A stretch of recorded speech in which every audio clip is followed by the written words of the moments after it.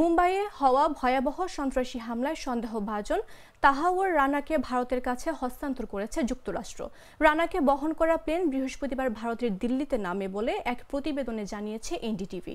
পরে ভারতের জাতীয় তদন্ত সংস্থা এনআইএ তাকে 18 দিনের জন্য হেফাজতে নেয়। 2011 সালে যুক্তরাষ্ট্রের একটি আদালত রানাকে মুম্বাই হামলায় সম্পৃক্ততার অভিযোগ থেকে মুক্তি দিলেও জঙ্গি গোষ্ঠীর লস্করি তৈয়বাকে সহায়তার দায়ে 2013 সালে তাকে 14 বছরের কারাদণ্ড দেওয়া হয়। স্বাস্থ্যগত কারণে 2020 সালে রানা কারাগার থেকে ছাড়া পান। ভারত প্রত্যর্পণের অনুরোধ করলে তাকে ফের গ্রেফতার করা হয়। 2008 সালের নভেম্বরে মুম্বাইয়ে ওই সন্ত্রাসী হামলায় 166 জনের প্রাণ গিয়েছিল। হামলার জন্য লস্করি তৈয়বা ও পাকিস্তানের গোয়েন্দা সংস্থাকে দায়ী করে আসছে ভারত।